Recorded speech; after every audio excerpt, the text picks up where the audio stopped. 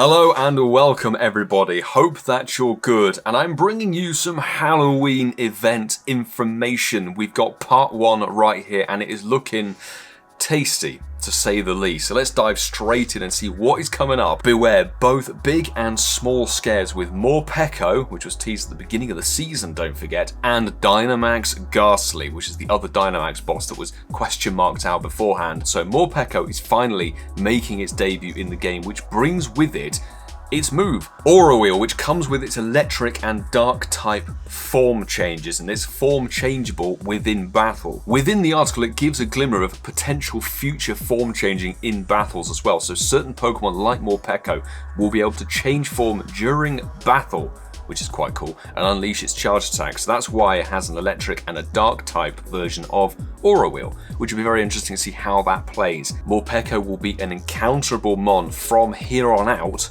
from level 16 and upwards, if you can be bothered. However, some juicy stuff is that Gastly, with a shiny potential, joins those max battles as a 1-star, so it's going to be very easy solo. The event bonuses for this year are kind of along the lines of however many Halloween events there have been in the past. It's all candy focused, of course, so we've got 2 times candy for catching Pokemon, and boosted increased chance for Candy XL for everyone who's level 31 and above, which is rather nice. Plus, and I really like the look of this, considering last year's chase, increased chance to encounter shiny Umbreon, let's hope they turn it on, and of course shiny Zorua. That's a really good chase, so fingers crossed we can get our shiny Zoruas, people. The wild encounters are looking quite interesting too, so we've got Zubat, Spinarak, Murkrow, Mischievous, Shuppet, Drifloon, Purloin, Female Frolish, Zorua, Litwick, and Greavard being the one that can't be shiny, that obviously made its debut last year. Some trainers might even encounter the following: Sableye and Absol. Absol is a perma boosted shiny, as we've found out from this Galarian Expedition event. Within the raids, it's looking pretty sparkly as well, so 1-stars are going to have the Johto Sneasel in there, Sableye, the Yamask from the Unnovan region, and the Galarian Yamask. And your 3-star raids will have Hisuian Typhlosion, being part Ghost type makes sense, Umbreon and Bombardier, which has shiny as well. There is free timed research, as well as some paid stuff we'll get to later. Additional event exclusive timed research, timed is the key thing here, will be available from October the 22nd at 10 AM local time, that's when the event begins, and runs through until November the 3rd, 8 PM your local time, which is when the whole Halloween event concludes, because part 1 is only until the 28th of October. Timed research is going to be focused once again, I think, on Spiritomb. Complete the research tasks to receive encounters with Halloween themed Pokemon like Spiritomb and MOREPEKO. Field research looks actually quite interesting, so diving into it, Sableye, Scraggy, Golett, those can be shiny, Sandygast, MOREPEKO, Nimball for some reason, and Greavard, those can't be shiny. However, some trainers might even encounter the following: Spiritomb.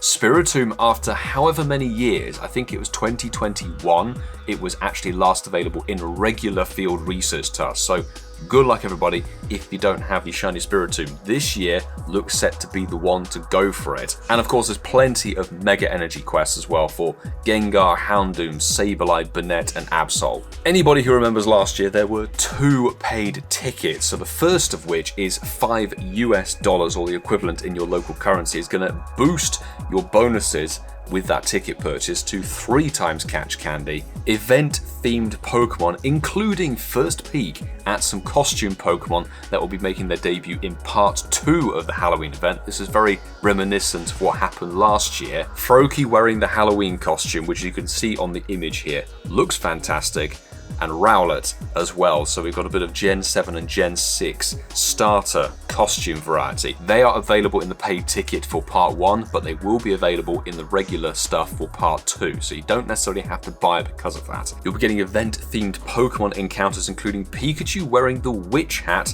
Spiritomb and MOREPEKO, and I don't think Witch Hat Pikachu has been available since 2017. That's certainly when I last got mine.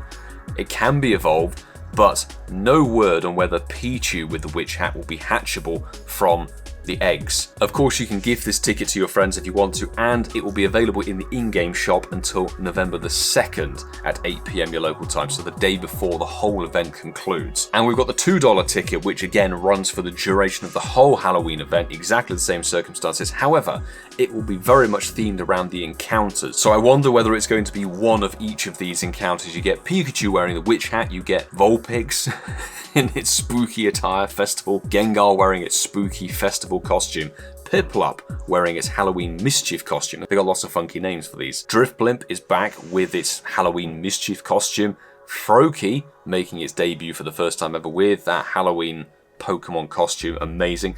Pumpkaboo making a return as well as Rowlet being brand new, so there's lots of stuff in there which is really nice. Avatar items are looking pretty cool for this event, so you've got 2 new onesies. Take your pick whether you're going to go for the full belly mode or the Hangry mode on MOREPEKO, but of course there will also be Woobat top hat and Halloween finery. I'm not sure really what we're doing with those. As per last year and as per pretty much every Halloween event recently, we are going to have the map having an overhaul. Decor, explore with decor, it's going to be fabulous. There'll be orange Pokestops, going to have a whole Halloweeny vibe.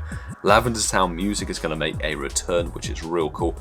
There will be showcases and some web store bundles. So that is part 1. It is worth noting, Halloween event part 1 runs from October the 22nd at 10 AM your local time and finishes on October the 28th at 10 AM your local time. The reason it starts and finishes at 10 AM is because it immediately switches over to part 2, which actually goes all the way through until November the 3rd at 8 PM your local time. And there are also little weekend events that we don't know about quite yet, which will be appearing during the Halloween event. So honestly, I'm very excited for this. We've got brand new Pokemon with its form-changing mechanic, which was teased at the beginning of the Max Out season. Dynamax Gastly. I do have a suspicion that part 2 may bring in Gengar in its other Max variety, but great spawns, shiny potential, great costumes is always a fantastic event for the shiny costume hunter, and I'm one of those. And compared to last year, having a increased shiny chance on Zorua, very best of luck. So let me know in the comments below, what are you hyped about for this Halloween event? What are you chasing? Are you after the costumes? Are you after the Zorua? Or are you going to be chasing the Dynamax Gastly? Or maybe just some more Pekko? I want some Greavard XL. But if you enjoy this sort of video and you do want to see some more news, hit that subscribe button and the like button down below. And of course, I'm going to have to shuffle over here. Big thanks to the Patreon squad, who are the backbone. Very much the peeps who continue to make this whole thing a possibility. So thank you very much to every single person who's on the rolling credits at the end of these videos. Really do make this whole thing awesome. So thank you very much indeed. But we do have the 24-hour challenge in the works for the Daily Adventure Incense and the Shiny Galarian Birds.